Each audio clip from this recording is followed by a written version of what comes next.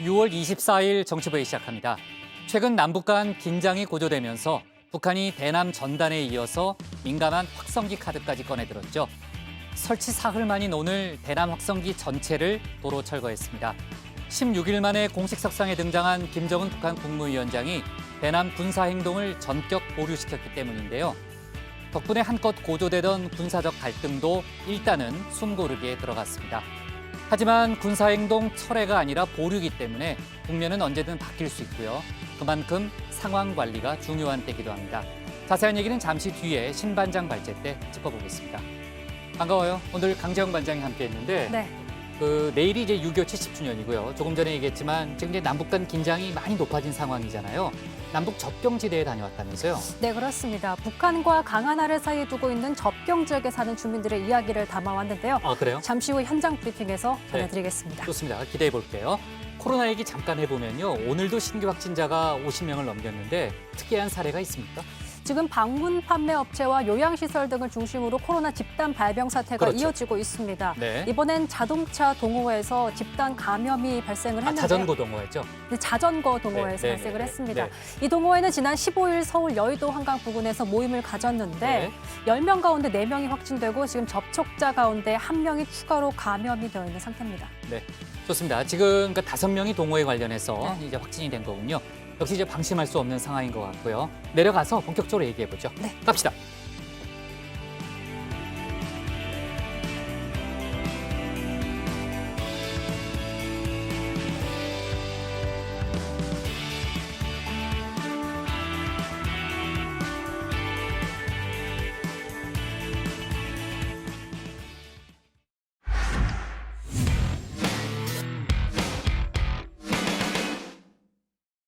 네, 조금 전에 강재영 반장이 정확하게 얘기했는데 제가 잘못 고쳤습니다. 자동차 동호회래요. 그죠? 저는 이제 여의도 공원에서 만났다고 그래가지고 혹시 자전거 동호회가 아닌가 싶었는데. 갑자기 워낙 운동도 좋아하시니까 또 네. 그렇게 착각을 하신 것 같기는 한데 네. 정확하게는 자동차. 네. 그래요? 그냥 모임을 가진 거군요. 네, 맞습니다. 거기서. 좋습니다. 자, 북한 김정은 위원장이 동생 김여정 부부장의 대남 압박에 제동을 걸었습니다. 예고한 군사행동 계획을 일단 보류하라는 지시를 내린 건데요.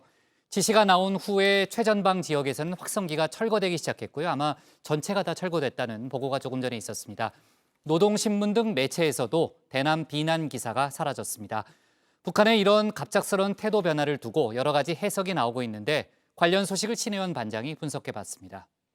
네, 일촉즉발의 남북관계, 특히 이 폭주에 가깝던 김여정 제1부부장의 대남 공세에 오빠 김정은 위원장이 제동을 걸었습니다. 노동신문은 김 위원장이 화상으로 진행된 노동당 중앙군사위 예비회의를 주재하고 대남 군사행동 계획을 보류시켰다고 전했습니다. 예비회의에서 조선노동당 중앙군사위원회는 조성된 최근 정세를 평가하고 조선인민군 총참모부가 제7기, 제5차 회의에 제기한 대남 군사 행동 계획들을 보류하였다. 네, 철회가 아닌 보류지만 일단 브레이크는 걸렸습니다. 자, 북한은 앞선 4일 김여정의 경고담화 이후에 9일 남북 연락선 차단, 16일 개성 남북 공동연락사무소 폭파, 17일 총참모부의 4대 군사행동 계획까지 아주 쉴 새 없이 달려왔습니다. 접경 지역 부근에서 정상적인 각종 군사 훈련들을 재개하게 될 것이다. 전 전선에서 대남비라 살포에 유리한 지역 구역들을 개방하고 우리 인민들의 대남비라 살포 투쟁을 군사적으로 철저히 보장하며 빈틈없는 안전 대책을 세울 것이다. 문 대통령의 얼굴이 찍힌 대남 삐라를 만들고 접경 지역엔 확성기 장비를 다시 설치해 행동 개시 시점을 엿보고 있었습니다. 그런데 김정은 위원장의 지시가 나온 지 반나절 만에 이 시설을 다시 철거하는 모습이 포착됐습니다. 군사적 긴장감을 더 끌어올리지 않고 일단은 숨고르기를 하겠다는 뜻으로 풀이됩니다. 또 대외 선전 매체에 실린 대남 비방 기사 여러 건이 일시에 삭제됐습니다. 저도 참 제 입으로 전하기 못했던 내용들, 아수라무리에 철출을 내린다, 선임자보다 더한 대통령, 국수를 처먹는다 등등 20건이 넘는 비방 기사가 자취를 감췄습니다. 예, 저희도 올렸다가 삭제된 사실을 확인하였습니다. 삭제한 의도나 배경에 대해서는 좀 더 시간을 가지고 분석해 나가도록 하겠습니다. 과거에도 이런 전례가 있었나요? 그 기사를 올렸다가 삭제한 전례라던가? 지금 제가 답변 드릴 내용을 가지고 있지 않은데요.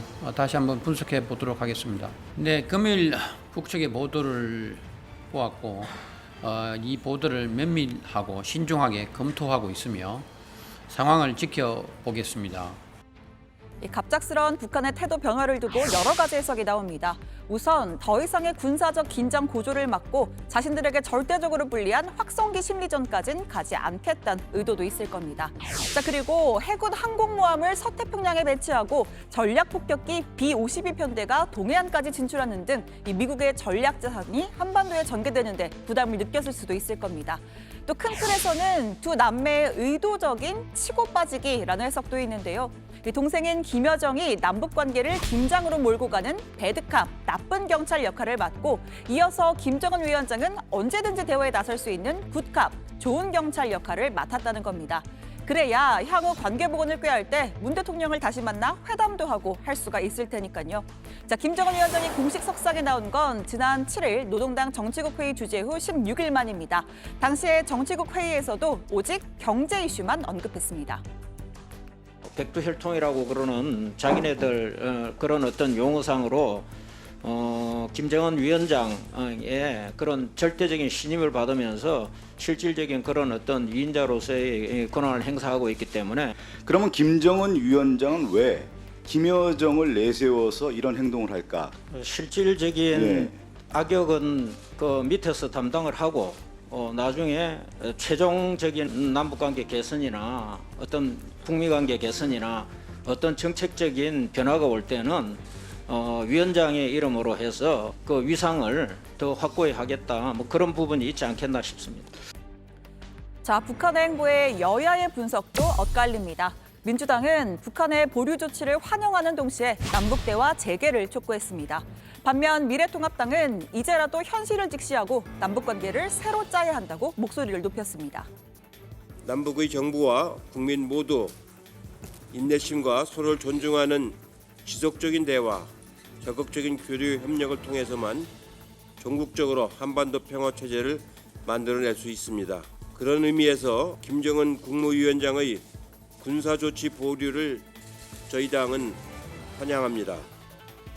현실을 제대로 직시하지 못하고 단순한 어떤 희망사항에 젖어서 지난 3년을 소위 허비하지 않았나 하는 이런 생각이 듭니다. 단순하게 무슨 한민족이라고는 이런 소위 감상적인 이 사고를 가지고는 남북 문제의 기본적인 소위 틀을 제대로 짤 수가 없지 않나 생각합니다.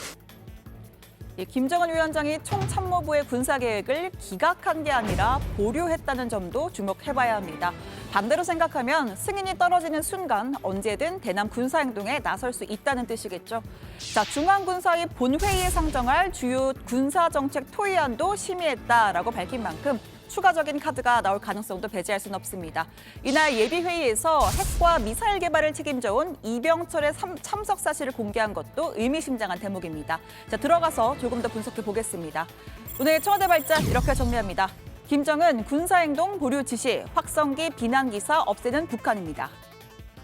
네, 아무튼 좀 헷갈리긴 합니다. 왜냐하면은 겉으로만 보면은 김여정 부부장 동생하고 김정은 위원장이 뭐 역할을 나눈 것 같기도 하고 또 김여정 부부장의 위상을 높여주는 그런 차원은 분명히 있었는데 사실 북한이 이제 절대 권력 체제잖아요. 그러니까 그동안의 행동도 다 김정은 위원장의 의중이 들어가 있는 거기 때문에 어떻게 보면 김정은 위원장이 혼자서 연기를 하고 있다 이렇게도 볼 수 있고요. 뭐 상황이 상당히 복잡하긴 한데 그 상황 변화에는 다 의미가 있는 거니까요. 그 하나하나 저희가 짚어볼 필요가 있을 것 같고요.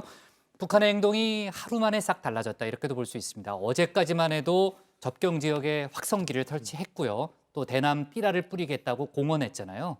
근데 이제 김정은 위원장이 대남 군사행동 계획을 보류시켰다는 보도가 나왔고요.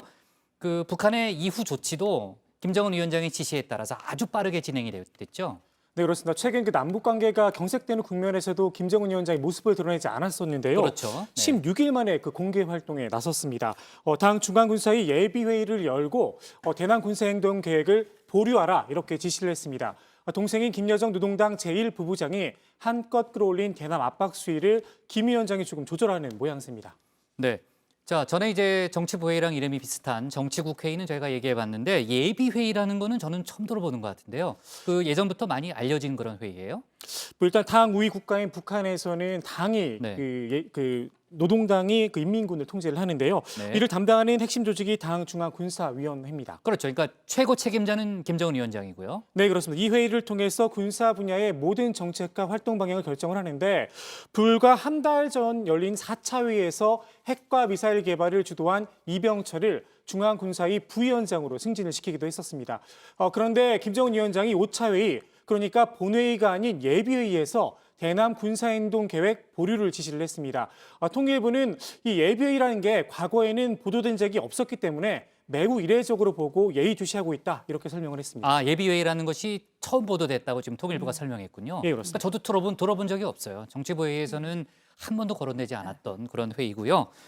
고 반장, 오늘 김정은 위원장, 그러니까 어제 회의를 열었고 오늘 알려진 건데 화상으로 회의를 열었다고 하더라고요. 네, 그렇습니다. 뭐 코로나19 때문일 네. 수도 있겠고 네. 혹은 뭐 다소 급하게 이 5차 본회의 전에 여러 가지 입장 정리를 하기 위해서 약식으로 개최했을 가능성도 있는데요. 최근 이 강경, 이 대남 행보로 내부 결속을 다지는 건 일단 뭐 목표 달성을 했다, 뭐 이런 평가가 나옵니다. 자, 어제 이 국장도 언급을 하셨지만 이 정치와 또 군은 다르지 않습니까? 또 어제 제가 얘기한 거 어떻게 기억하고 있었어요? 저 항상 다 적어놓습니다. 집에 가면 아 오늘 그래요? 이런 그렇게까지 할 필요 이런 없어요. 또 주옥 같은 네. 말씀을 하셨구나 이렇게 적어놓고. 좋습니다.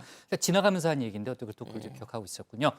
자, 그러니까 북한군이 대남 심리전을 재개하면은 우리 군 입장에서는 가만히 있을 수는 없는 거였잖아요. 네, 그렇습니다. 뭐 남북 양측이 확성기 방송을 또 재개하고 그렇게 군사 행동까지 만약 가게 된다면 결과적으로는 우리보다는 북한에게 더 손해일 겁니다. 또 이 북미 협상 뒷이야기가 담긴 이 볼턴의 회고록 공개 이후에 국제 여론 추이를 살펴보기 위해 이 김정은 위원장이 예비회의 형식까지 빌려서 속도 조절에 나섰다 이런 분석도 나오고 있습니다. 북한 사회의 특징을 반영한 거겠지만요, 신반장 반나절 만에 조치가 이루어졌죠. 그러니까 뭐 저희에게 국장 말이 곧 네. 법인 것처럼. 아니 뭐 그렇게까지 하지 마요. 제가 뭐 이상한 사람이 돼가는 것 같은데. 네. 아무튼 이제 북한에서는 김정은 위원장 말이 곧 법이니까 바로바로 이제 후속 그렇죠. 조치가 이루어지는 모습입니다. 네. 최전방 지역에서는 확성기가 재설치된 지 4일 만에 철거됐고요. 조금 전에 뭐 완전 철거됐다 이런 속보도 들어와 있습니다. 또 노동신문 등의 매체에서는 대남 비난 기사가 일제히 사라졌습니다. 조선의 오늘 같은 대외 선전 매체에서는 오늘 새벽에 보도했던 대남 비난 기사까지 급히 삭제를 했습니다.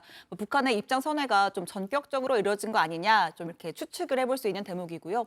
김여정 부부장과 또 김정은 위원장이 역할을 나눠서 우리를 상대해온 건 맞지만 아마도 이 최근 며칠 사이에 북한 내부에서도 뭐 지금 이런 대남 공세가 적절하냐 뭐 이런 논란이 좀 있고 김정은 위원장이 전격적으로 입장을 재정리한 거 아니겠느냐 이런 분석이 나옵니다. 네, 기사를 삭제한 것도 아까 이제 기자 질문도 있었지만요. 네. 그것도 처음 본 거. 처음 있는 일이죠. 그죠?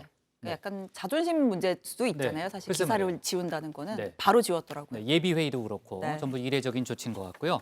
신반장, 청와대 입장이 오늘 나온 게 있습니까? 청와대가 이 공식 입장을 내지는 않았습니다. 이 북한의 동향을 좀 신중하게 지켜보는 모양새인데요. 이 청와대 내부에서는 시시각각 변화하는 상황에 대해 일희일비하기보다는 이 남북 대화의 기조를 유지하며 차분하게 대응해야 한다는 목소리가 많다고 합니다. 특히 북한의 지금 움직임이 실질적인 긴장 완화로 이어질지 아니면 잠깐의 숨고르기 그칠지 뭐 속단하기 이르다는 점도 이러한 신중론에 힘을 싣고 있습니다. 네. 최근 이제 남북 간 긴장이 높아지면서요. 주요 외신들도 많이 이제 보도를 해왔는데 오늘 관련한 그 여러 가지 상황 변화에 대해서도 보도가 나온 게 있습니까? 네, 뭐 일본 언론들이 좀 특별히 좀 보도를 했었는데요. 이 최근 경색된 남북 긴장 관계가 완화될 것이다라면서도 한국 정부를 흔들려는 의도가 있다라는 해석을 내놨습니다.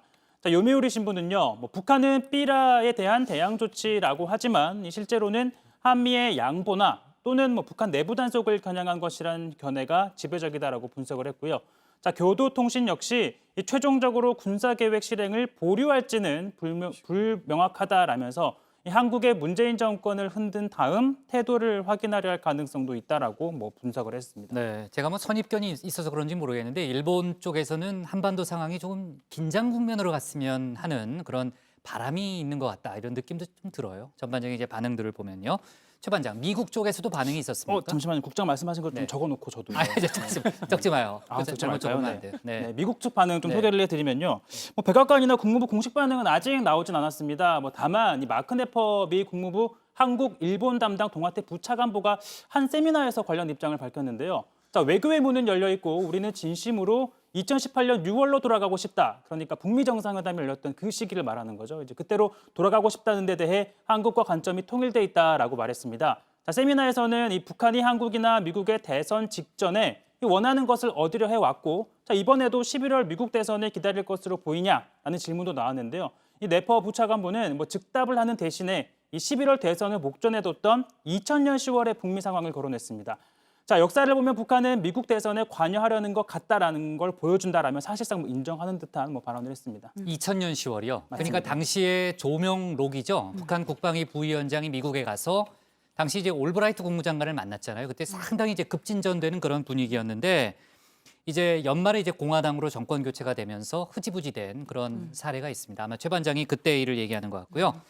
조 반장, 볼턴 전 백악관 국가안보 보좌관의 회고록 얘기를 좀 해볼게요. 계속해서 파장이 이어지고 있으니까요. 볼턴이 청와대, 우리 청와대가 이제 사실을 왜곡했다라는 비판을 하지 않았습니까? 그 비판에 대해서 재반박을 했다면서요. 예, 볼턴이 시간 단위로 쪼개서 거의 몇 시간마다 방송 인터뷰를 줄줄이 하고 있는데요. 현지 시각으로 23일에 폭스뉴스와의 한 인터뷰 프로그램에서 정의용 국가안보실장의 코멘트를 직접 언급을 하면서 나는 진실을 썼다, 재차 반박을 했습니다. 들어보시죠. The South Koreans have weighed in, saying this book does not reflect accurate facts and substantially distorts facts. Unilaterally publishing consultations made on a mutual trust violates the basic principles of diplomacy and could severely damage future negotiations. Look, if you don't write the truth about these things at a point where the voters in South Korea or the voters in the United States can act on it, I think you're doing a disservice to the people. 네. 조 반장, 지금 청와대와 여당 쪽에서는 볼턴 전 보좌관에 대해서요. 계속해서 격앙된 반응이 나오고 있죠. 네, 김태년 원내대표가 좀 센 반응을 내놨는데요. 볼턴의 주장을 헛소리다 이렇게 일축을 하면서 볼턴의 의도된 왜곡에도 불구하고 문 대통령이 북미 중재를 위해 얼마나 끈질기게 노력했는지를 엿볼 수 있다 이렇게 주장을 했습니다. 오늘 한 발언이군요. 예, 그렇습니다. 그러면서 청와대가 직접 해명해야 한다는 야권 역시 볼턴과 다름없는 네오콘이다 이렇게 말을 했습니다. 들어보시죠. 야당과 일부 언론은 볼턴의 일부 주장을 각색해서 한반도 평화 프로세스를 폄훼하고 비판하고 있습니다. 사실에도 부합하지 않고 도리어 네오콘과 일본의 주장과 한 통속입니다. 네오콘, 일본 그리고 이들과 손잡고 있는 토착 분단 세력이 한반도 평화와 번영을 방해하는 3대 분단 세력임이 드러났습니다. 네, 반면 통합당은 이 트럼프 대통령이 볼턴의 회고록을 기밀 누설이다라고 했는데 그건 사실상 사실을 공개했다는 의미다라고 주장을 했습니다. 통합당 일각에서는 이 관련한 국정조사를 추진해야 한다는 목소리까지 나오고 있는 상황인데요. 이어서 들어보시죠. 트럼프 대통령 측을 보면 기밀 누설이라고 해서 사실상 사실을 누설한 듯한 그 반증의 레토릭을 구사하고 있기 때문에 오늘 아마 외교안보 특위가 백악관의 주장 그리고 우리 청와대의 주장이 배치되는 부분을 아마 집중적으로 분석을 해서 제기를 할 겁니다. 신 반장, 오늘 오후에 국회에서요. 외교안보 분야 여야 간담회가 있었다면서요. 네, 오후 3시에요. 국회의원회관에서 외통위 소속 민주당 의원들 그리고 통합당의 안보특별위원회라고 하는 별도의 특위 소속 의원들이 합동 회의를 가졌습니다. 21대 국회 들어서 여야의 첫 합동 회의였는데요. 일단 통합당 박진 의원의 제안으로 이루어졌다고 합니다. 자, 그에 앞서 민주당 외통위 소속 의원들이 오후 2시에 서울 통일부 차관으로부터 이 대남 전단 관련 북한의 동향 이런 보고를 받았는데 이 자리에서 이 통일부로부터 북한이 대남 확성기 철거를 완료했다라는 보고를 추가적으로 받았다고 합니다. 자, 이어진 여야 회의에서는 여야 모두가 외교안보 분야에서만큼은 한 목소리를 내야 한다 이렇게 모처럼 한 목소리를 냈다고 하는데 대신 그러기 위해서는 빨리 원구성이 돼야 한다면서 서로에게 좀 책임을 돌리는 분위기가 있었다고 하고요.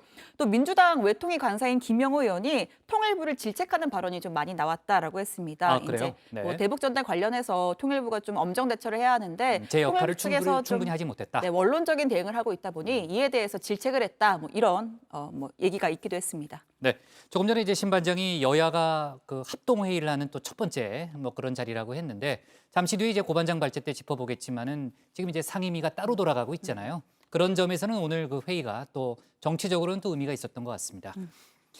그리고요, 내일이 이제 6.25 70주년이죠. 오늘 국군 전사자 유해 147구가 그러니까 70년 만에 고국으로 돌아온 거죠. 네, 조금 전이었는데요. 오후 5시 4분에 서울공항을 통해서 도착을 했습니다. 국군 유해가 전투기 6대 어모를 받으며 서울공항에 도착을 했고요. 2018년 북미 1차 정상회담 후에 이 북한이 미국에 보낸 유해 상자 등에서 발견된 유해입니다. DNA 감식 등을 통해 이 한국군으로 판명이 됐고 이미 7군의 신원이 확인이 된 것으로 전해졌는데요. 그러니까 북한에서 하와이를 갔다가 이제 고국 땅을 밟게 된 그야말로 참 먼 길을 돌아서 이제 고국 땅으로 돌아오게 됐습니다. 앞서 우리 시간인 오늘 새벽 5시에 미국 하와이에서 미국 인도태평양 사령관과 우리 국방부 차관이 함께 참석한 가운데 송환식도 진행이 됐습니다. 네, 정말 의미 있는 일이네요. 70년 만에 고국품으로 돌아왔고요. 좋습니다. 오늘 청와대 발제 이렇게 정리해 보겠습니다. 김정은 군사행동 보류 지시, 확성기 비난 기사 없애는 북으로 제목을 잡겠습니다. 다음은 강지영 현장 반장의 현장 브리핑을 들어보겠습니다.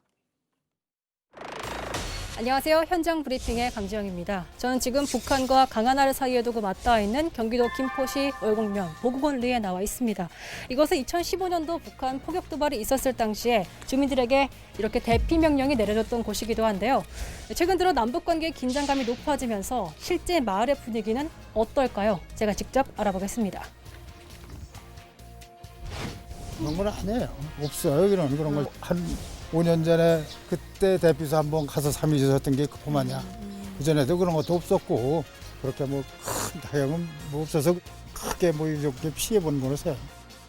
겁나긴 줄 알면서 포 떨어지고 맨날 그런 거 보고 사는 사람이 무슨 겁날 건 뭐 있어.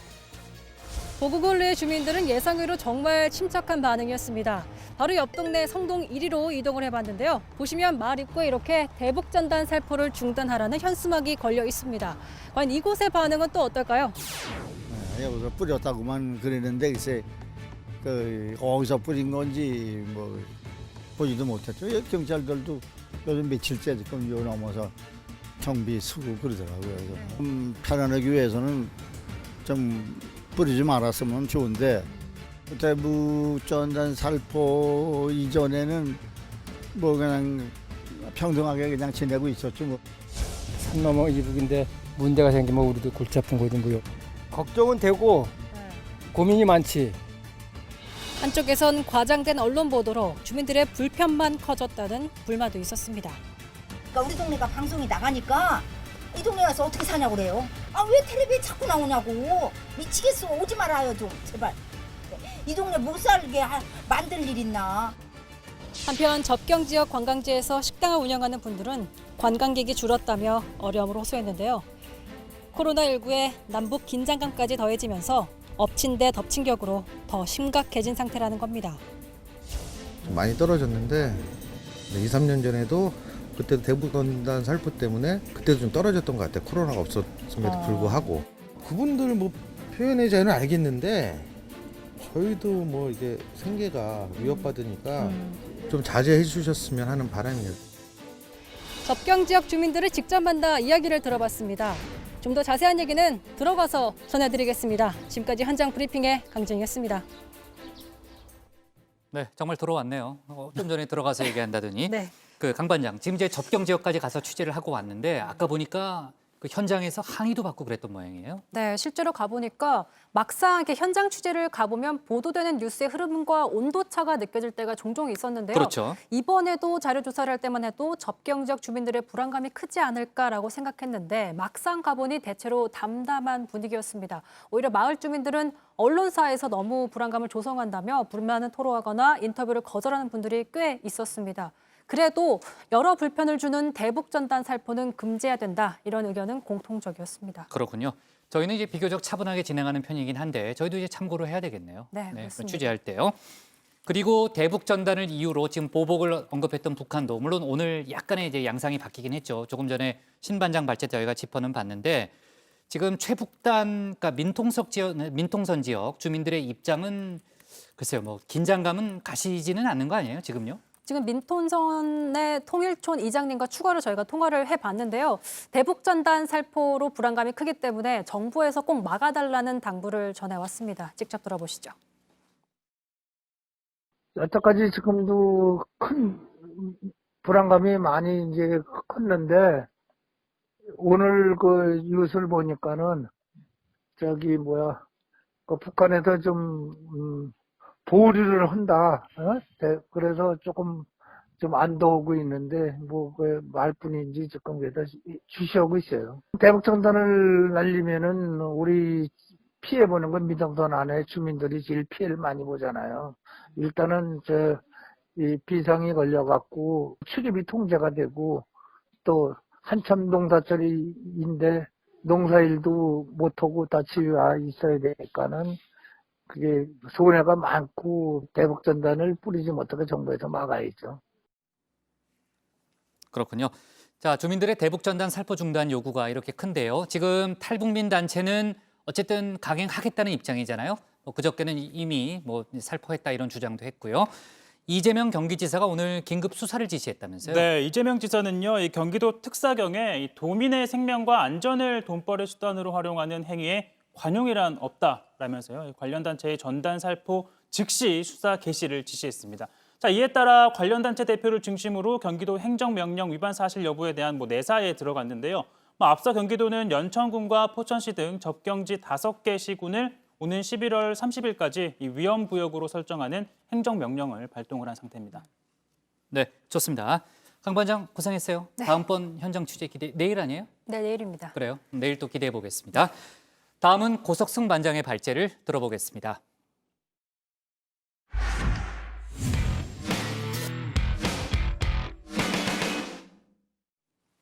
어제 저희가 정치부회 끝나기 직전에 속보로 전했던 내용인데요. 김태년 민주당 원내대표가 주호영 통합당 원내대표가 머무는 강원도 고성의 한 사찰을 찾았죠. 5시간 넘게 만났고 저녁 식사도 함께 했습니다. 결과는 글쎄 빈손이라고 볼 수 있겠습니다. 민주당은 국회 정상화를 위해 노력하기로 했다는 원론적인 입장을 내놨고요. 통합당 측은 상황 변화는 없다고 밝혔습니다. 주호영 원내대표는 어제 회동과 별개로 내일 국회로 복귀할 예정이고요. 조금 전 입장문도 내놨습니다. 오늘 고 반장 발제에서 국회 상황을 자세히 짚어보겠습니다. 다정의 시네마. 자, 잠깐 신작 영화 한 편 소개해드리면서 시작하겠습니다. 어제 나온 따끈따끈한 영화 태년이 동쪽으로 간 까닭은입니다. 자, 여기 한 남자가 있습니다. 그의 이름은 김태년, 민주당 원내대표죠. 자, 그리고 또 한 명의 남자가 있습니다. 본명은 자우, 주호영 통합당 원내대표입니다. 어느 날 여의도를 호련히 떠난 주호영 원내대표. 떠나간 주호영 원내대표를 기다리던 김태년 원내대표는 기다림에 지쳐만 가는데 양보할 만큼 양보했고 기다릴 만큼 기다렸습니다. 더 이상 얼마나 더 기다려야 합니까? 망구석도 아니고. 망구석이 되기 직전 김태년 원내대표는 주호영 원내대표를 찾아 동쪽으로 떠나고 동쪽의 깊은 산속 한 고찰에서 오랜만에 재회한 두 사람. 언제 싸웠냐는 듯 반갑게 인사를 나누고 함께 절도 둘러봅니다. 그리고 저녁 식사도 함께합니다. 선생님, 옛말에 이런 말이 있답니다. 이 밥을 같이 먹으면은 식구라는 말이 있답니다. 그렇죠. 밥을 함께 먹고 식구가 된 두 사람. 소나무 숲에 앉아 함께 차도 마십니다. 기분이 좋았는지 어깨 동무도 하고 담소도 나누고. 과연 김태년 원내대표는 동쪽으로 간 목적을 달성할 수 있을까요? 주호영 원내대표는 다시 국회로 돌아오게 될까요? 과연 두 사람의 만남은 어떤 결말을 맺게 될까요? 다정의 시네마, 오늘은 여기까지입니다.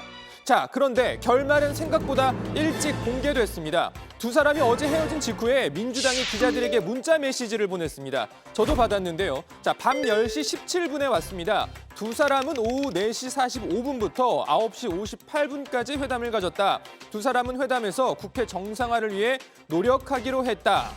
자, 보시는 것처럼 구체적인 결론은 없었는데요. 오늘 김태년 원내대표가 직접 추가 설명을 내놨습니다. 어제 만나서 장시간 허심탄회하게 대화를 나눴습니다. 큰 틀에서 국회 정상화와 3차 추경의 신속한 처리에 인식을 같이 했습니다. 주호영 대표는 오늘 오후에 입장을 발표한다고 했습니다. 자, 그러니까 구체적인 결론을 낸 건 없지만 국회 정상화에 대해 서로 공감했다라는 말입니다. 주호영 원내대표 이야기도 들어볼까요? 아무런 제한이 없었습니다. 추경 예산안 처리가 매우 급하니까 와서 협조해달라는 말뿐이었습니다. 협상은 없습니다. 민주당은 모든 상임위원장을 가져가면 됩니다. 자, 주호영 원내대표는 오늘 오전에 보시는 것처럼 책도 읽고 먼 산도 한번 보고 산책도 하고 전화통화도 하면서 최종 입장을 정리한 것으로 보이는데요. 조금 전에 입장문을 냈습니다. 주요 대목만 한번 읽어보면 내일 국회로 돌아가려고 한다. 원내대표로의 복귀 여부는 내일 의원총회에서 의원님들의 뜻을 물어 정하도록 하겠다. 상임위 몇 개 더 가져오겠다고 싸우고 있는 것이 아니다. 민주당이 숫자로 자기 하고 싶은 대로 하겠다고 하니 그렇게 하라는 것이 우리 당의 입장이다. 넘어진 그 땅을 딛고 다시 일어서겠다라고 말했습니다. 그러니까 기존 입장을 굽히지 않겠다는 뜻을 분명히 한 겁니다. 자, 주호영 원내대표뿐만이 아니죠. 상임위원장 7개라도 받아야 한다는 의견도 일부 있지만 통합당 의원 대부분 원내 지도부와 같은 입장입니다. 당내 최다선 서병수 의원은 이런 말도 했습니다. 41.5%의 국민 지지를 얻은 대한민국 제1야당이 민주당의 눈에는 함락 저잣거리 동양아치로밖에 보이지 않는 그런 지금의 현실이 참담합니다. 민주당도 기존 입장을 거듭 강조하고 있습니다. 3차 추경 예산안 처리 등 현안이 산적한 상황에서 이번 주 안에 무조건 국회 원구성을 마무리하겠다는 겁니다. 국회 정상화와 3차 추경 처리를 위해 더 이상 미룰 수 없습니다. 일하는 국회는 21대 국회에 내린 국민의 명령입니다. 그 어떤 명분과 계산도 국민의 뜻에 앞설 수는 없습니다. 민주당은 이번 주 내에 국회를 정상화시키고 3차 추경안과 현안 처리에 나서겠습니다. 김태년 원내대표는 오늘 박병석 국회의장을 만나 3차 추경안의 조속한 처리를 요청하기도 했습니다. 추경안 처리를 위해서는 예결위와 각 상임위 구성이 완료돼야 하는데요. 그러니까 사실상 원구성을 위한 본회의 개최를 요청한 셈입니다. 민주당 원내대표께서는 추경이 시급하기 때문에 이번 6월 임시국회에서 추경이 반드시 처리된다는 말씀을 하셨고 의장님 그 설명을 다 들으시고 이번 3차 추경의 절박성과 시급성에 대해 잘 알고 있다는 말씀을 하셨습니다. 두 원내대표의 어제 5시간 회동에도 불구하고 여야는 기존의 입장을 굽히지 않고 있습니다. 조금 전 제가 영화의 결말이 나왔다고 말씀드렸지만 사실 아직까지는 열린 결말입니다. 반갑게 어깨동무를 하고 사진까지 찍었던 두 사람이 과연 어떻게 국회 원구성이라는 영화를 마무리 짓게 될지 최종 결말은 좀 더 지켜보겠습니다. 우선 오늘 발제 이렇게 정리합니다. 여야 5시간 회동했지만 국회 원구성 입장차는 여전. 네, 고반장에 또 새로운 코너가 등장했네요. 다정의 시네마. 아까 고반장 얼굴이 있던 게 원래 그 사자가 있던 곳이죠, 거기가. 어느 영화사지? MGM인가? 21세기. MGM인가? MGM 아닌가? 아니, 모르겠어요. 네, 맞습니다. 맞아요? 예. 네. 자, 조금 전에 이제 제가 사실 고반장 들어오길 기다렸어요. 예. 네. 질문하려고. 예. 조금 전에 써 있네요. 주호영 예. 알죠? 예. 주호영 통합당 원내대표의 입장문이 조금 전에 나왔다는데 발제하러 나가기 직전에 예, 취재를 그렇습니다. 했잖아요. 예. 어떤 내용입니까?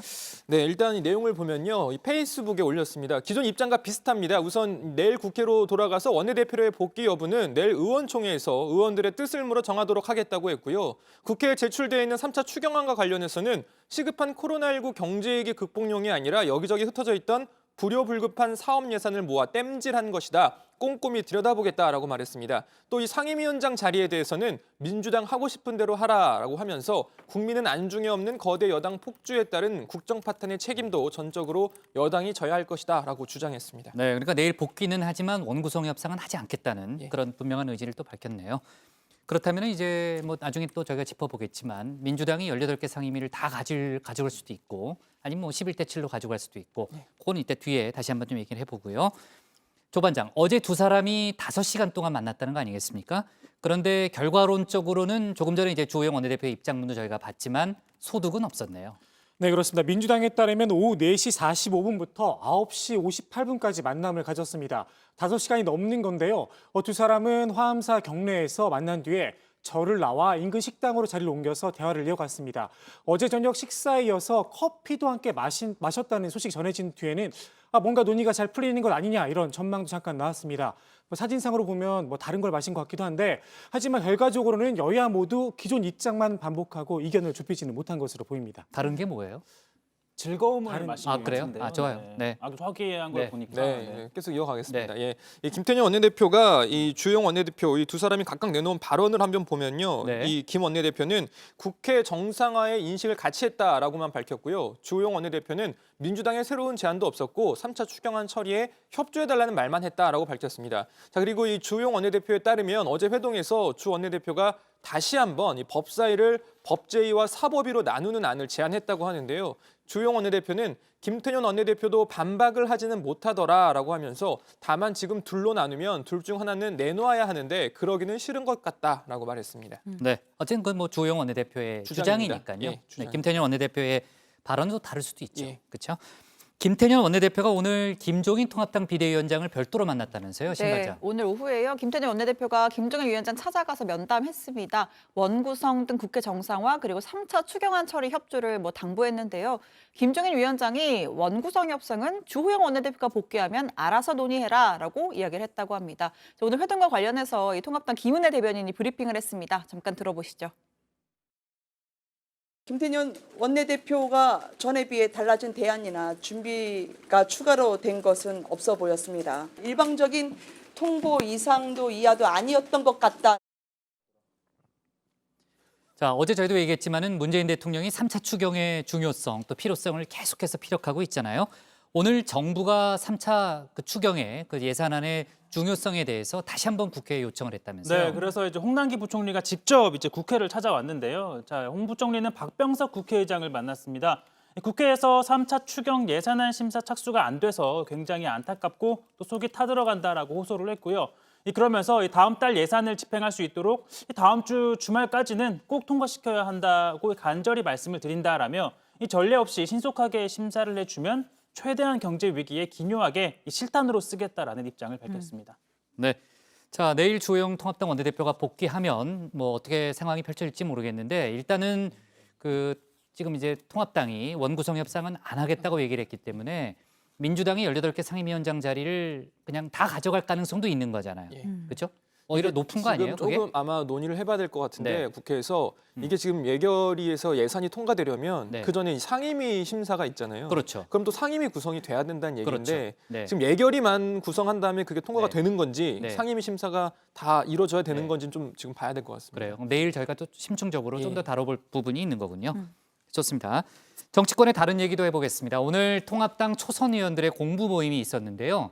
이 자리에 강연자로 참석한 청년 비대위원들이 신반장 아주 쓴소리를 했다. 이런 보도가 나왔죠. 네, 김재섭, 정원석 비대위원이 참석을 했습니다. 이 두 사람은 통합당의 정체성부터 각종 정책에 이르기까지 조목조목 문제점을 지적했는데요. 자, 김재섭 비대위원이 이 통합당을 모태솔로에 비유를 했습니다. 저희 중엔 모태솔로가 없는 걸로 아는데 아무튼 없는 걸로 한다고요? 네, 네. 조반장인가 했는데 아니더라고요. 아무튼 아, 그래요? 네. 네. 김재섭 위원이요, 이 사람들이 소통할 시도는 안 하고 마음만 들이민다는 생각이 들어서 이 모태솔로에 비유를 한 거다, 모솔 같은 느낌이 든다라고 하면서 이 모태솔로를 벗어나는 방법은 다시 태어나거나 진짜 죄송합니다. 왜요? 주위에서 웃어서 네. 네. 진짜 사람을 많이 만나보거나 네. 두 가지밖에 없다. 자꾸 상상하지 젊은이들을 말고 그냥 많이 얘기해요. 만나는 노력을 네. 해야 한다라고 네. 이야기를 했고요. 자, 그러면서 박정희 전 대통령에 대해서도 이 청년들이 아는 이미지는 유신체제, 장기 집권인데 자유민주주의란 이념을 등치시킬 수가 있겠느냐. 충분히 설득하지 못했다. 과거로 회귀하는 이미지를 갖게 된다라고 주장했습니다. 네, 신반장을 웃긴 조반장. 그냥 생각만 해도 웃긴 모양이에요. 모태솔로 아주 예민한 지금 발언을 아까 신반장이 잠깐 했는데 그렇게 인식하고 있었던 모양이에요. 근데 벗어났어요? 저는 모태솔로랑은 진짜 거리가 먼 사람입니다. 제가 그래요? 모태 신앙이긴 한데 네. 솔로는 진짜 아니고요. 네. 그거는 고반장이 좀 전문입니다. 아, 그쪽은. 그래요? 네, 근데 뭐 지금 다룰 얘기가 많으니까 그 얘기는 나중에 회식 자리에서. 네, 사실 뭐 저도 솔로긴 한데 저는 빛이 나는 솔로로 정리를 하겠습니다. 네. 제가 이어서 좀 정리를 해드릴게요. 아니, 뭐 반응을 보이지 마요. 네, 어떤 반응을 안 보이는 게 내용이 최선이에요. 나왔는지 뭐 제가 좀 분위기가 워낙 좀 이상하길래 제가 좀 전환을 시켜봤고요. 자, 장원석 이 비대위원이 참석을 했는데요. 정원석 비대위원은 이 통합당은 비호감에 해당하는 정치인이 쏠려 있다. 이 김종인 비대위원장의 언급으로 뜬금없이 화제가 됐던 백종원 대선 주자론을 화두로 꺼냈습니다. 이 정원석 위원은 이 국민적 호감이 없는 인물은 절대로 큰 인물이 못 된다라는 의미다라면서 이 정치적 결정은 감정이 이성을 앞선다. 그러니까 대외적인 이미지가 정책적 실력이나 전문성보다 도드라질 수 있다라고 주장을 한 건데요. 그러면서 최근 통합당 일부 의원들이 뭐 차별 반대, 침묵 시위를 한 걸 두고도 이 통합당은 차별금지법에 대해 인정하지 않는 정당인데 과연 호소력이 있겠느냐라고 꼬집었습니다. 아, 그리고 조반장, 홍일학 전 의원이 최근 대구 경제부시장 자리를 제안받았잖아요. 본인이 아주 고심 중이다 그런 입장을 밝히기도 했는데 이재명 경기지사가 오늘 그 직을 수락해라 이런 입장을 냈다면서요. 네, 그 지난 총선에서 대구 북글에서 출마를 했다가 낙선한 민주당 홍일학 전 의원이 최근 권영진 대구시장으로부터 경제부시장 자리를 제안을 받았다고 합니다. 굉장히 고심을 하고 있는데요. 최근 페이스북에 시너지 효과가 없어 가다가 불행해지는 것보다 가지 않는 것이 더 나을 수 있다 이런 글을 올리기도 했습니다. 맞아요. 네, 관련해서 이재명 경기지사가 부시장직을 수락하라 이렇게 조언을 했습니다. 이재명 지사는 고 노무현 전 대통령님의 대연정은 시대를 너무 앞서 성공하지 못했지만 그 정신은 옳았고 언젠가는 실현돼야 할 소중한 가치라면서 권영진 시장의 당과 정파를 초월한 결단에 박수를 보내면서 홍일학 전 의원이 이 제안을 받아들이기를 기대한다 이렇게 말을 했습니다. 네. 자, 며칠 전에 이제 조반장이 다뤘던 이슈지만 한일 갈등 계속해서 가라앉지 않고 있는 상황인데 우리 정부가 이제 WTO 이제 본격적인 분쟁 해결 절차를 밟기 시작했고요. 또 군함도 관련한 또 입장 표명도 했었잖아요. 그래서 일본이 우리나라에 대해서 후속 조치, 수출 규제 관련한 후속 조치를 할 수도 있다. 이런 일종의 협박성 발언을 이제 시사하는 그런 얘기도 있었는데 오늘 정부 여당이 관련 회의를 가진 게 있죠. 네, 당정이 오늘 소재 부품 장비 이른바 이 소부장 산업 현안 점검 회의를 가졌습니다. 정부 여당은 회의에서 산업 경쟁력 강화를 위해 인력 수급 문제를 개선해야 한다는 데 공감대를 이뤘다고 합니다. 최기영 과기정통부 장관은 일본의 수출 규제가 오히려 한국의 소부장 산업을 업그레이드하는 계기가 됐다라고 평가했습니다. 또 조정식 민주당 정책위 의장은 우리 경제가 일본의 추가 보복으로 또 위기에 노출되지 않게 정부가 만반의 준비를 해달라고 당부했습니다. 네, 김태년 민주당 원내대표가요 모레, 그러니까 26일을 국회 원구성 협상의 데드라인으로 삼고 있기 때문에 내일 주호영 원내대표가 복귀하면요, 뭐 협상은 안 한다고는 했지만 여러 가지 움직임이 있을 겁니다. 고반장이 내일도 국회 상황 좀 챙겨주고요. 오늘 기사 제목은 이렇게 정리하겠습니다. 여야 어제 빈손 회동, 국회 원구성 입장차 여전으로 제목을 잡겠습니다. 다음은 조익신 반장의 발제를 들어보겠습니다.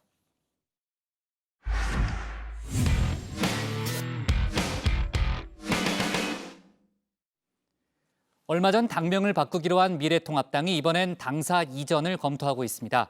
현재 영등포에 있는 당사를 여의도 국회 앞으로 옮기겠다는 건데요. 김종인 비대위원장은 은행 대출을 받아서라도 건물을 아예 사서 입주하겠다는 뜻을 밝혔습니다. 또 민주당에서는 당권 경쟁 본격화할 분위기인데요. 관련 내용들을 조익신 반장이 정리해봤습니다.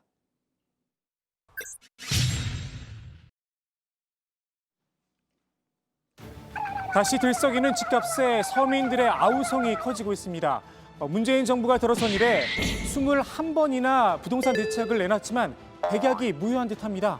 코로나19 여파로 맞은 기준금리 0.5% 시대 돈의 가치가 떨어지다 보니 시중에 풀린 문칙돈이 안전자산, 부동산으로 몰리고 있습니다.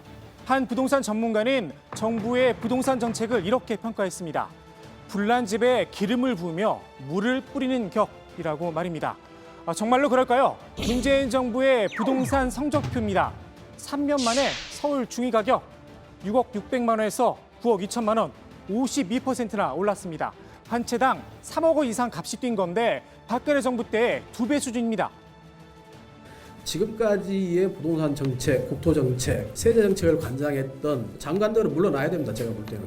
기재부 장관, 국토부 장관, 청와대 부동산 담당했던 이 세 사람은 물러나야 될 것 같아요. 지금까지 방식으로 안 됐다는 건 다 증명했지 않습니까? 특단의 대책을 내놓지 않는다면 문재인 대통령이 과연 이 약속을 지킬 수 있을지 의문입니다. 그냥 단순히 더 이상 가격이 인상되지 않도록 하는 것만이 목적이 아니라 일부 지역은 정말 우리 서민들이 납득하기 어려울 만큼 그리고 위화감을 느낄 만큼 그런 급격한 그 가격 상승이 있었는데 그런 급격한 가격 상승들은 원상 회복되어야 한다고 생각합니다. 그렇게 될 때까지 노력을 기울이겠습니다. 많은 사람들이 이 약속을 믿지 못했나 봅니다. 집값이 더 오르면 영영 내 집을 마련하지 못한다는 공포감에 이른바 영혼까지 끌어모아서 무리하게 집을 샀습니다. 대출이자와 원금을 갚느라 월급은 그냥 통장을 스쳐 지나가는 존재가 됐습니다. 정치권에서도 이 영끌에 나선 곳이 있습니다. 미래통합당입니다. 형제 영등포 당사를 떠나 여의도 국회 앞에 새 보금자리 마련을 검토 중입니다. 은행 대출을 활용해 건물주가 되겠다는 야심찬 계획도 밝혔습니다. 은행 대출을 받아 건물을 사고 현재 내는 월세로 대출 이자를 갚는 방안도 있습니다. 아파트 갭 투자와 비슷한 것 같기도 합니다. 역시 경제 전문가입니다. 사실 정치권엔 비슷한 선례가 있습니다. 지난 2017년 더불어민주당은 지금의 여의도 당사를 매입했습니다. 당시 건물 가격은 200억 원, 이 가운데 80% 160억 원을 대출로 해결했습니다. 10년 상환 조건으로 한 달 이자만 5천만 원이었습니다. 투자 결과는 상상하시는 대로입니다. 당시 자유한국당은 이런 논평을 냈었습니다. 가계 부채의 위험성을 경고하며 DTI, LTV 규제 강화를 주장하면서 뒤로는 80%나 대출을 받은 것은 앞뒤가 맞지 않는 행동입니다. 민주당이 당사를 매입하던 즈음 통합당은 암흑기에 접어들고 있었습니다. 박근혜 전 대통령 탄핵과 분당 사태를 겪었고 대선과 지방선거에서 잇따라 패했습니다. 여기에 자금난까지 겹치면서 당사를 영등포로 옮긴 겁니다. 집을 얻을 때도 중요한 요소 가운데 하나가 직주 근접입니다. 통합당의 영등포 당사와 국회 사이에 접근성이 떨어지다 보니 당직자들과 의원실 사이에 소통이 어려워졌습니다. 여기에 풍수도 중요합니다. 나라가 들썩이는 땅, 왕도 바꿀 수 있는 땅, 그것이 어딘가. 2022년 대선을 앞두고 당명까지 바꾸겠다는 통합당. 이명박, 박근혜 두 명의 대통령을 배출했던 한양 빌딩처럼 좋은 터도 고려할 듯합니다. 부동산을 잡겠다는 문재인 정부, 영끌에 나선 통합당. 과연 누가 얻게 될까요?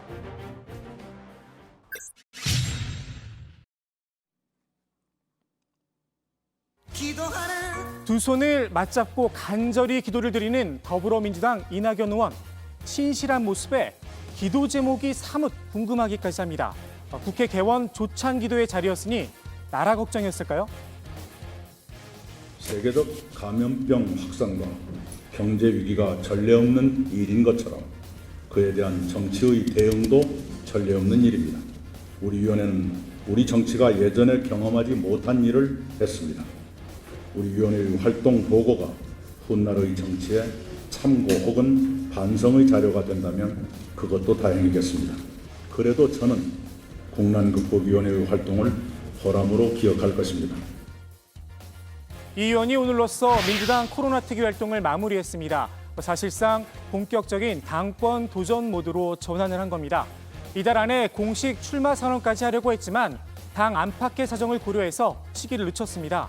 국회 원구성 마무리와 3차 추경안 처리, 여기에 대북 문제까지 당장 당에서 신경 써야 할 일이 많다는 점을 고려한 겁니다. 이 의원다운 신중한 모습이 엿보입니다. 김부겸 의원도 쟁걸음을 옮겼습니다. 최근 여의도에 캠프 사무실을 마련하고 본격적인 경선 준비에 들어갔습니다. 소셜미디어를 통해서 자신만의 메시지도 가다듬고 있습니다. 어제는 이번 전당대회를 호남 이낙연, 영남 김부겸의 대결로 보는 프레임에 쓴소리를 던졌습니다. 출신 지역으로 나누는 건 낡은 방식이라며 민주당에 대한 모욕이라고 선을 그었습니다. 제2의 노무현을 꿈꾸고 있는 김 전 의원, 자신의 색깔을 강조한 겁니다. 전당대회 방식도 윤곽이 잡혔습니다. 많이 사람들이 모여서 하는 전대가 갖고 있는 그 우려 때문에 랜선 방식으로 어떻게 하는 것이 가장 효과적이겠는가 이런 걸 중앙당에서도 이제 준비를 하고 있는데 시도당에서도 그런 방식을 좀 더 고안을 해서 좀 준비를 해주시기를 다시 한번 부탁을 드리겠습니다. 코로나19 사태를 고려해 비대면 체제로 진행한다는 계획입니다. 100% 온라인 투표로 당대표를 뽑는 방식이 유력합니다. 집회와 연설이 사라지게 되는 겁니다. 당내에선 이미 대세론을 등에 업은 이 의원이 다소 유리하다는 평가가 나옵니다. NIT폰을 만들어줄 정도로 열성적인 온라인 지지자들도 든든한 우군입니다. 반면 스킨십과 연설 능력이 좋은 김 전 의원에겐 아쉬운 부분입니다. 정신 차립시다. 이까이기는 우리 대구가 20년째 전국 경제 꼴찌라도 아무도 봐주는 사람이 없잖아요. 여러분이 그런 밀어줬던 그 정당 나라 완장창 문 갖들었잖아요. 지역별 시도당 위원장 선출도 관심입니다. 당대표를 뽑는 전당대회보다 일주일 정도 앞서 치러져서 당권 후보들의 세를 가늠해 볼 수 있습니다. 특히 부산에선 치열한 대리전이 펼쳐질 걸로 보입니다. 이낙연계로 분류되는 최인호 의원과 친김부겸으로 통하는 박재호 의원이 맞대결을 펼칠 가능성이 큽니다. 선거에서 세력 경쟁은 당연합니다. 다만 줄 세우기 논란은 보지 않았으면 하는 바람입니다. 오늘 국회 발제 이렇게 정리합니다. 저금리 시대 미래통합당도 영끌 국회 앞 건물주 노린다. 조금 전에 조 반장이 얘기했던 대로요. 이제 이낙연 의원이 오늘로써 민주당 코로나 특위 활동을 마무리 지었죠. 네, 조금 전에 그 뭐 속보로 나온 걸 보니까요. 일단 이낙연 의원이 그 3차 추경이 통과된 후에 거취를 밝히겠다. 이런 입장을 내놨습니다. 그러니까 뭐 아까 이제 조 반장도 얘기했지만 굉장히 지금 여러 가지 복합적인 그런 상황이 있으니까 상당히 신중한 그런 입장을 보이는 걸로 보고요. 일단 민주당은 다음 달 3일 종료되는 6월 임시국회 내에 3차 추경안을 통과시키는 걸 목표로 삼고 있죠. 그러니까 여러 가지 그 이후에 아마 본인의 출마 선언을 할 것으로 예측되고 있습니다. 어제 저희가 통합당 김종인 비대위원장이요. 차기 대선 후보 이야기를 하면서 요리연구가이자 방송인인 백종원 씨 이야기를 꺼냈다는 얘기를 했죠. 그 이후에도 파장이 뭐 상당히 많았죠. 여러 정치인들이 관련 또 얘기를 했고요. 그 오늘은 김종인 비대위원장 본인이 또 후보로 거론됐다면서요? 네, 뭐 또 다른 야권 대모 대선 주자로 꼽히는 인물이죠. 오세훈 전 서울시장이 이 김종인 위원장을 대선 주자 후보군 가운데 한 명이다 이렇게 꼽았는데요. 살아서 꿈틀꿈틀 거리는 게 정치다. 출마 가능성을 배제할 수 없다라고 했는데 자, 오 전 시장 얘기 직접 들어보시죠. 지금 저렇게 활발하게 활동하시고 또 이슈 메이킹에 성공하는 걸 보면 충분한 자질은 갖추고 계신 분이고요. 그 앞으로의 성과에 따라서는 충분히 논의가 그렇게 흘러갈 가능성도 배제할 수는 없다고 저는 보고 있습니다. 자, 뭐 이에 대해서 김종인 위원장도 입장을 내놨는데요. 한마디로 말도 안 되는 소리다. 나는 그런 것에 요만큼도 관심이 없다라고 했습니다. 어제 그분이 답한 것과 똑같은데요. 하루 전에도 이 김 위원장과 비슷한 입장에서 해명 아닌 뭐 해병을 해야 했던 분이 바로 백종원 씨인데 뭐 김 위원장의 한마디 때문에 뭐 어제 백종원 씨가 얼마나 당황했을지 뭐 알 것 같은 기분이었을 것 같기도 합니다. 그러네요. 이제 입장을 바꿔서 본인이 생각해 볼 수 있는 계기가 됐을 거고요. 아마도 김종인 비대위원장이 앞으로 대선 주자 이야기를 할 때는 한 번 더 생각하지 않을까 하는 그런 생각도 듭니다.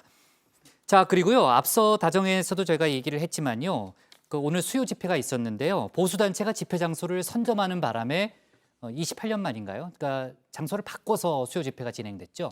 네, 그렇습니다. 보수단체가 옛 일본 대사관 앞 평화의 소녀상 자리를 선점을 하면서 정의기억 연대는 오늘 소녀상 인근으로 자리를 옮겨서 수요 집회를 진행을 했습니다. 오늘 아침 현장에는 비가 내렸는데 정 의원 측은 눈물이 빗물이 돼 흐른다 이런 이야기를 하기도 했습니다. 정 의원에 앞서 소녀상 앞자리를 차지한 보수단체 측은 소녀상 철거와 정의원 해체를 요구했습니다. 양측 사이에 충돌은 없었어요? 네, 어젯밤 그 반합의 반일 청년학생 공동행동 소속 청년들이 소녀상을 끈으로 에워싸고 농성에 들어갔습니다. 이들은 소녀상 철거 반대, 소녀상을 지키자는 구호를 외치면서 보수단체 접근을 막았는데요. 현장 목소리 직접 들어보시죠. 이곳은 수많은 할머니들의 원한이 담겨있는 장소이며 감히 당신들과 같은 이곳에 와서 넛바의 소녀상이 아닙니다. 일부 보수단체 회원들이 청년들 쪽으로 진입을 시도했지만 경찰의 제지로 큰 물리적 충돌은 발생하지 않았습니다. 너희들이 게을러서 우리가 1순위 자리를 차지한 거야. 너희들이 게을러가지고 자리 뺏겨놓고는. 경찰은 양측 사이에 불법 행위가 있으면 엄중히 처벌하고 또 소녀상에 훼손되지 않도록 보호하겠다는 입장을 밝혔습니다. 자, 다음 이야기로 넘어가 볼게요. 유명희 산업통상자원부 통상교섭본부장이요. 세계무역기구죠. WTO 사부총장 자리에 도전한다면서요? 네, 그렇습니다. 한국인으로서는 세 번째 도전이고 유 본부장이 당선이 되면 한국인 최초이자 여성 최초의 사무총장이 탄생을 하게 됩니다. 이 내용을 산업통상자원부가 직접 발표를 했는데요. 아무래도 후보에 나간다 이렇게 직접 밝힐 때는 될 가능성이 좀 있을 때 밝히는 거잖아요. 당선 가능성이 적지 않다는 계산이 작용했다라고 한 걸로 보입니다. 유 본부장이 기자회견을 열고 다자무역 체계를 복원해 나겠다라는 출마의 변을 밝혔습니다. 네. 자, 그리고요. 인천국제공항에서 1,900명의 보안 검색 요원을 정규직 청원경찰로 전환을 했잖아요. 지금 논란이 뜨겁다면서요, 고반장? 이 청와대 국민청원 게시판에 이 청원 글이 좀 관련해서 올라왔다고 하는데요. 공기업 비정규직이 정규화 그만해 주십시오라는 제목입니다. 글 내용을 보면 알바처럼 기간제로 뽑던 직무도 정규직이 되고 그 안에서 시위에서 기존 정규직과 동일한 임금, 복지를 받는다고 이렇게 주장을 하면서 인천국제공항 전환은 정말 충격적이다라고 적어놨습니다. 청원인은 사무직렬의 경우 토익 만점에 가까워야 고작 서류를 통과할 수 있는 회사에서 비슷한 스펙을 갖기는커녕 시험도 없이 다 전환하는 것이 공평한 것인가 의문이 든다라고 하면서 이건 평등이 아니다, 역차별이고 청년들에게는 더 큰 불행이다라고 주장을 했습니다. 자, 어제 올라온 이 청원 글에는 오후 4시 현재 18만 5천여 명이 동의를 했다고 합니다. 네, 하루 만에 18만 5천 명이면 많은 사람이 공감했다는 그런 얘기인데요. 당분간 논란이 이어질 분위기네요. 네, 좋습니다. 오늘 국회 발제 이렇게 정리하겠습니다. 저금리 시대 미래통합당도 영끌 국회 앞 건물주 노린다로 제목을 잡겠습니다. 다음은 최종혁 반장의 발제를 들어보겠습니다.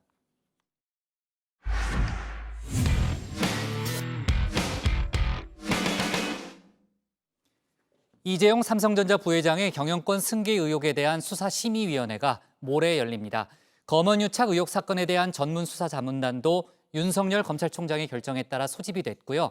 다음 달 초 개최될 걸로 보입니다. 이를 두고 추미애 법무장관이 윤석열 총장을 겨냥해서 조직을 자기 편의적으로 이끈다, 이런 비판을 오늘 했습니다. 봉합되는 듯했던 추 장관과 윤 총장 간의 갈등이 다시 수면 위로 떠오르는 모양새인데요. 최 반장 발제에서 관련 소식 짚어보겠습니다. 자, 오늘은요, 법 얘기를 한번 좀 해볼까 합니다. 자, 법의 날은 4월 25일인데요. 자, 올해는 코로나19 확산으로 여의치 않아서 기념행사를 취소했습니다. 다만 우리 법 제도 개선을 위해 힘써온 사람들에게 주는 정부의 포상은 미뤘다가 2달여 만인 오늘 이렇게 추미애 장관이 직접 수여를 했습니다. 추 장관, 수상자들의 노고에 존경과 감사를 표한다라고 축하했습니다. 자, 코로나19로 축소되긴 했지만 전 정부에서는 법의 날 행사, 대통령이 직접 참석을 해서 기념사, 축사를 하는 등 상당히 큰 규모로 진행이 됐습니다. 그리고 이런 비유가 나왔는데요. 법은 뭐다? 법은 목욕탕이다. 네, 목욕탕. 이 목욕탕의 온탕처럼 법은 국민들에게 따뜻한 존재가 되어야 한다는 뜻. 혹은 목욕탕에서 때를 이렇게 벗기듯 잘못을 했다면 법을 통해 깨끗하게 씻어내야 한다라는 심오한 뜻이었을까요? 자, 박근혜 전 대통령 역시 현재 그 절차를 밟고 있긴 합니다. 그리고 또 법은 이래야 한다고 했죠.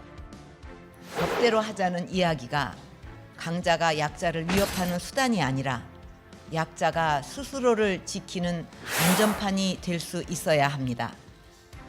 자, 그런데 또 한편에서 보자면요. 법대로 하자라고 말할 수 있는 사람들, 그야말로 법을 잘 알고 있는 사람들입니다. 내 권리를 보장받을 수 있는 법이 있는지조차 모르는 이 약자들은 그걸 활용할 수조차 없겠죠. 자, 지금 검찰에서 벌어지고 있는 두 사건이 대표적인데요.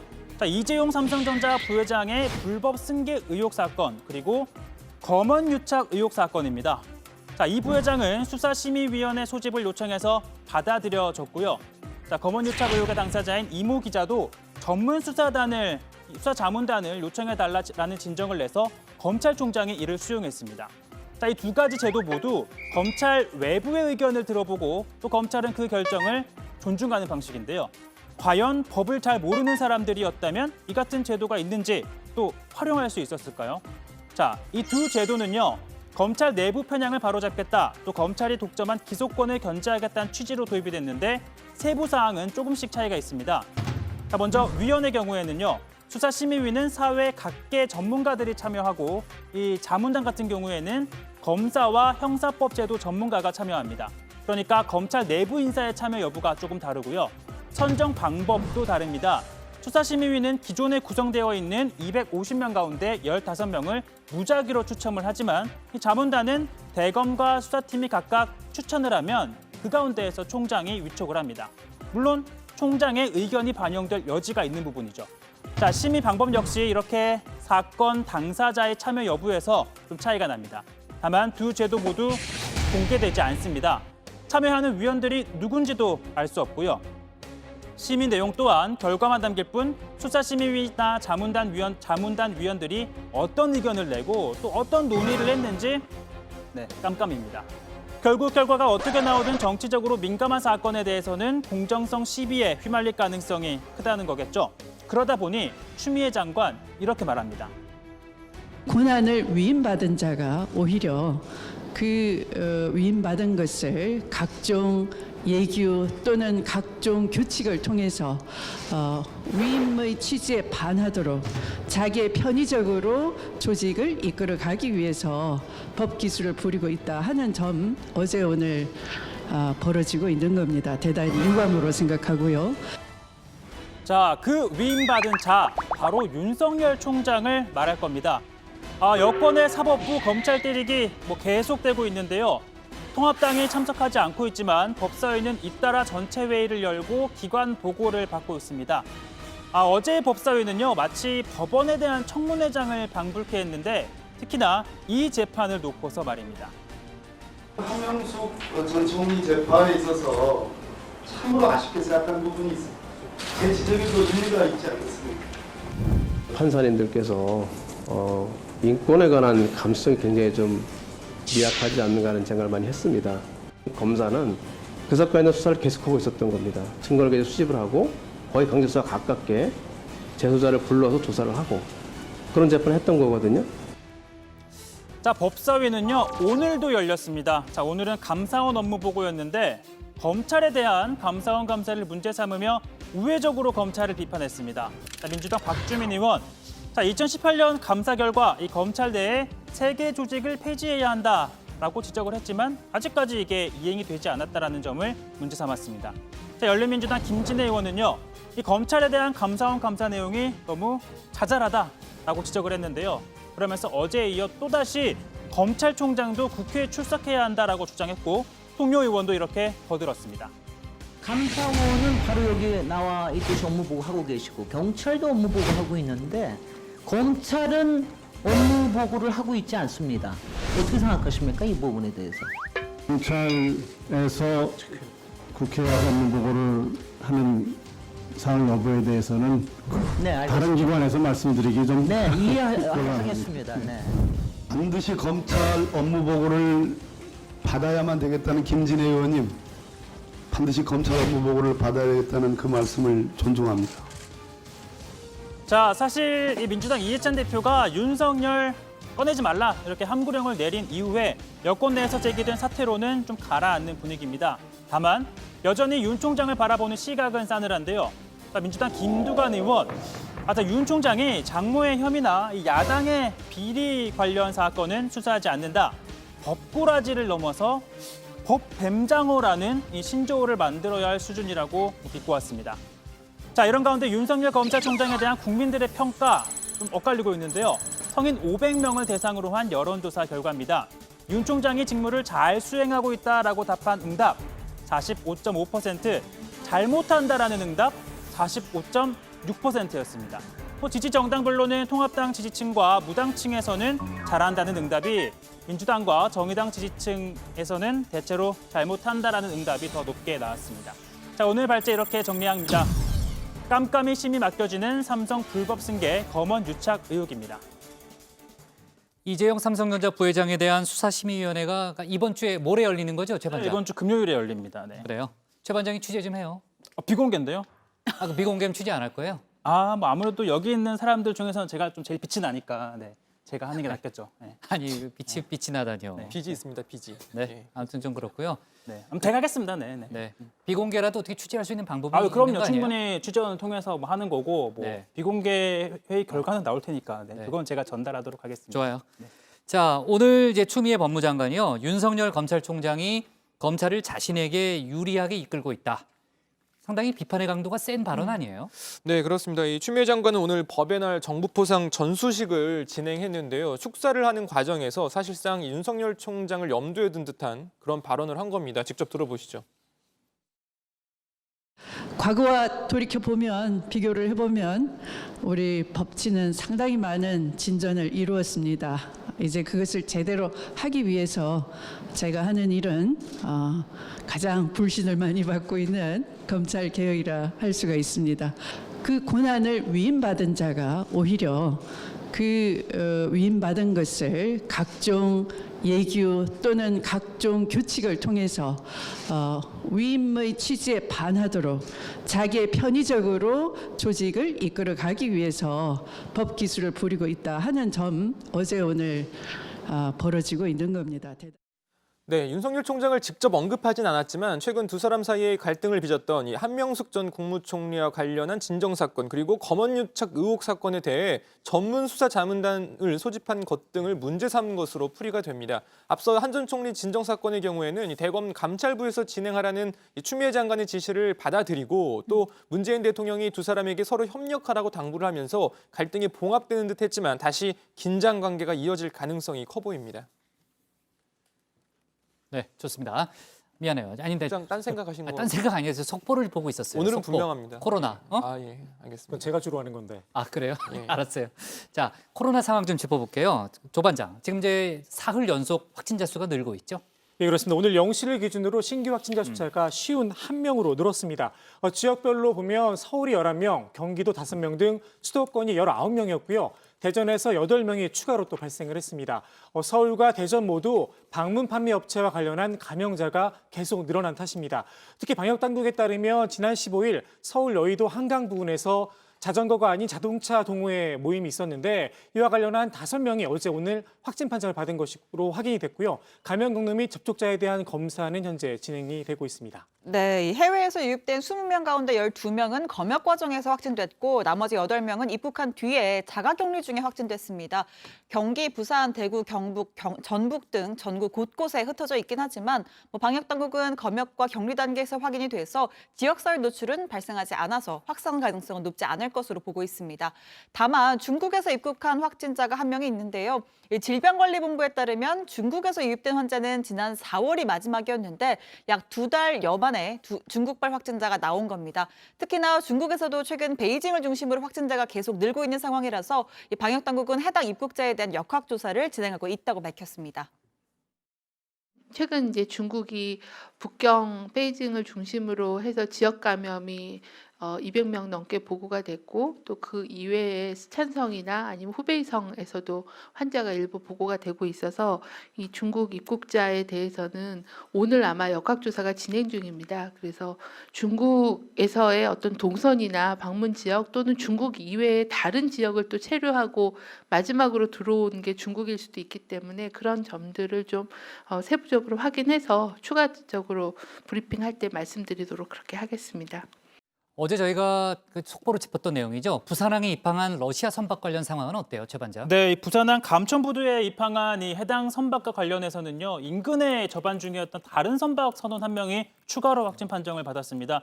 이로써 현재까지 러시아 선원은 총 17명이 확진이 됐고요. 접촉자 175명에 대한 검사가 진행 중인데 아직까지 추가 확진자는 나오지 않고 있습니다. 다만 이번 감염 사례 이전에도 이 부산항 검역 과정에서 4차례나 확진자가 나왔던 것으로 확인이 됐는데요. 그러니까 그동안 관계부처가 공항과는 달리 항만 방역에 좀 소홀했던 것 아니냐라는 지적이 나옵니다. 자, 이에 따라 방역당국은 코로나19 위험이 있는 선박에 대해서는 배에 올라서 검역을 하는 등의 항만 권역을 강화하겠다고 밝혔고요. 정세균 총리 역시 이번 이 러시아 선박 집단 감염 사태는 사후 약방문이다. 긴장을 늦추지 말라라고 당부를 했습니다. 조 반장, 오늘 방역당국이 식당에 대한 방역 조치를 강화했다면서요? 네, 그래서 앞서 확진 판정을 받은 이천제일고 교사와 전북 전주여고 학생의 경우 음식점에서 코로나19에 감염된 걸로 이렇게 추정이 되고 있는데요. 식약처는 식당을 매개로 한 추가 감염 전파를 막기 위한 대책을 마련했습니다. 네, 식당 상황이 심각하다고 본 모양이네요. 이 코로나19 바이러스가 3밀이라는 걸 그렇죠. 좋아한다고 네. 하는데요. 뭐 밀집, 밀접, 밀폐 이렇게 3밀입니다. 방역 당국은 그 식당이 이 3밀에 취약하다고 보고 방역 조치를 강화한다고 밝혔는데요. 직접 들어보시죠. 식사 시간의 2부제 실시와 함께 5개 영업, 음식 배달 포장의 활성화를 통해서 사람들이 밀집하는 환경을 제한하고자 합니다. 영업자와 이용자 모두 음식점 내에서 식사 시간 이외에는 마스크를 착용하도록 권고하고 테이블 간 칸막이 설치나 1인 테이블의 설치 확대를 유도해서 음식점에서의 밀접한 접촉 발생을 최소화하겠습니다. 고 반장, 아무래도 눈에 띄는 게 식사 시간 2부제잖아요. 그러면은 식사를 어떻게 하는 거예요? 시간을 나눠서 하는 거예요? 일단 이 보통 일반 회사의 점심 네. 시간을 보면 일부 차이는 있겠지만 오후 12시부터 1시까지 1시간 정도잖아요. 이렇게 식사 시간을 정해놓다 보면 한꺼번에 몰리다 보니 밀집도가 높아질 수 있다는 겁니다. 자, 그래서 점심시간을 1부, 2부 이렇게 나눠서 회사 구내 식당이나 회사 인근의 식당의 밀집도를 낮추겠다는 건데요. 구체적인 설명 들어보시죠. 저희가 통상 12시부터 오후 1시까지가 대부분의 공공기관, 정부기관이 점심시간이라서 식사 시간이 몰릴 수밖에 없습니다. 그래서 11시 반부터 12시 반, 12시 반부터 1시 반으로 2부제를 운영을 하게 되면 식사 장소나 식당 등의 그 밀접도 또 밀집도를 낮출 수 있는 가능성을 갖지 않겠느냐라는 취지고 정부기관이나 공공기관이 먼저 이러한 그 제도의 정착을 위해서 솔선수범하고 주도할 것으로 기대를 합니다. 네, 반장들은 이제 매일 도시락 먹으니까 해당은 안 되지만 아무튼 참고로 해야 될 그런 내용이면 틀림없네요. 자, 좋습니다. 오늘 기사 제목은 이렇게 정리하겠습니다. 식사 시간 2부제 칸막이 설치 등 음식점 방역 강화로 제목을 잡겠습니다.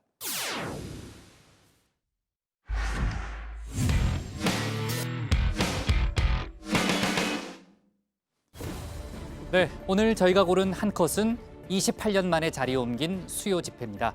조금 전 조반장 발제에서 잠깐 얘기해봤지만요. 장맛비가 내리는 궂은 날씨에도 어김없이 1445차 수요 집회가 오늘 열렸습니다. 하지만 늘 곁을 지키던 소녀상이 보이질 않죠. 보수단체 자유연대가 집회 신고를 선점하면서 28년 만에 자리를 옆으로 옮긴 겁니다.